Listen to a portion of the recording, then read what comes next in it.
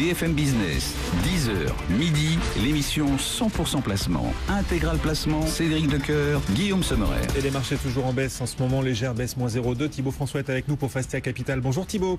Oui, rebonjour. Bon, rebonjour. En effet, on se parlait tout à l'heure, il y a une heure, et le CAC 40 était déjà en baisse d'environ 0,2%. Ça n'a pas beaucoup évolué. On peut même dire que finalement, il résiste et il transforme l'essai. Il conserve ses gains acquis sur 2 semaines. Là, on a récupéré 5% ces 2 dernières semaines et on les conserve, ces 5% gagnés. Oui, tout à fait. On est en petite baisse, là, 0,21. Effectivement, c'est pas grand chose.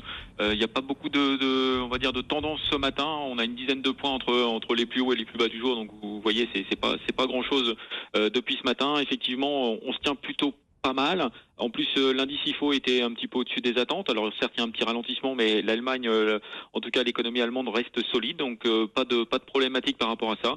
Il y a quelques prises de bénéfices sur les choses qui ont bien marché la semaine dernière, notamment la partie bancaire et le secteur automobile. Donc on retrouve un -3,5 par exemple sur Valeo et du -1,60 sur De Crédit Agricole. Mais sinon, le marché tient plutôt bien, effectivement, après quelques séances de forte hausse sur l'indice CAC 40. Donc pour l'instant, tout va bien. Bon, alors il y a un dossier particulier ce matin, c'est le dossier Carrefour Casino, puisque la nuit dernière, Casino a affirmé avoir rejeté une offre de Carrefour. Carrefour, ce matin, dément avoir formulé la moindre offre sur Casino. Alors, on ne sait pas qui dit vrai, qui dit faux là-dedans, s'il y a eu tentative de manipulation éventuelle. En tout cas, on voit la sanction des marchés. Casino recule d'1,5%, alors que Carrefour, qui dit n'avoir formulé aucune offre, Carrefour progresse. C'est très bizarre comme information, effectivement. C'est quand même assez inattendu que Carrefour puisse approcher Casino, sachant que c'est pas du tout la stratégie de Carrefour à court terme, en tout cas, de faire des grosses opérations de croissance externe. Donc effectivement, on a du mal à croire à ce scénario. Le marché a l'air de penser la même chose.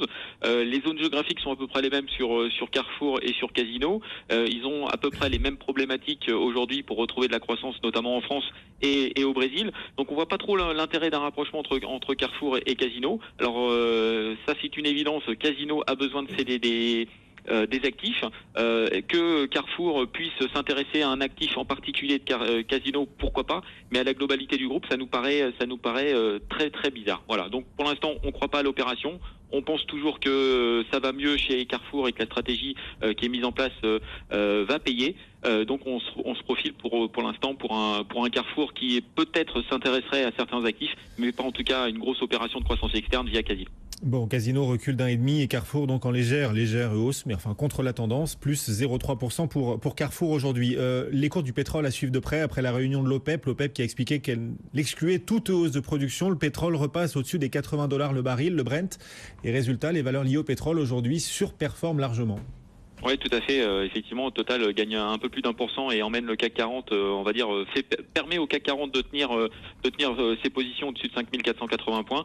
Bonne performance de Total, bonne performance de Technip, bonne performance de Valourec et de CGG. Donc effectivement, tout le secteur est plutôt bien orienté. Les États-Unis devraient lutter contre l'Iran et réduire l'offre sur le marché. L'OPEP ne fera rien de spécial à court terme, malgré effectivement la pression qu'il y a eu de Monsieur Trump. Donc pour l'instant, le Brent est toujours dans une tendance extrêmement positive et certains économistes prévoient même un baril et un Brent autour de $100 dans les prochaines semaines. Oui. Affaire à suivre, mais c'est vrai que la tendance est quand même très positive sur le pétrole. C'est Patrick Pouyanné, le patron de Total, qui a aussi émis cette prévision-là d'un baril dans les prochains mois, peut-être à $100. À suivre, on est à plus de 80 en tout cas aujourd'hui. Un dernier mot sur le nouvel entrant ou le grand retour au sein du CAC 40 Dassault Systèmes. Le titre recule dans la moyenne du marché, moins 0,3% là. Oui, tout à fait. C'est pas une surprise effectivement que Dassault fasse son retour dans le Dassault Systèmes, fasse son retour dans le CAC 40. On en parle déjà depuis quelques semaines. C'est effectif depuis ce matin.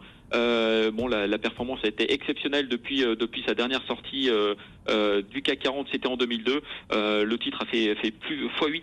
Par rapport à son cours de août 2002, donc superbe performance de Dassault qui a une croissance organique exceptionnelle depuis de nombreuses années, qui est notamment incontournable sur le secteur de l'industrie partout dans le monde. Donc c'est un superbe succès français et c'est avec plaisir qu'on les retrouve dans le CAC 40 pour les prochaines années. Merci beaucoup Thibaut François en direct depuis Fastia Capital, Cédric.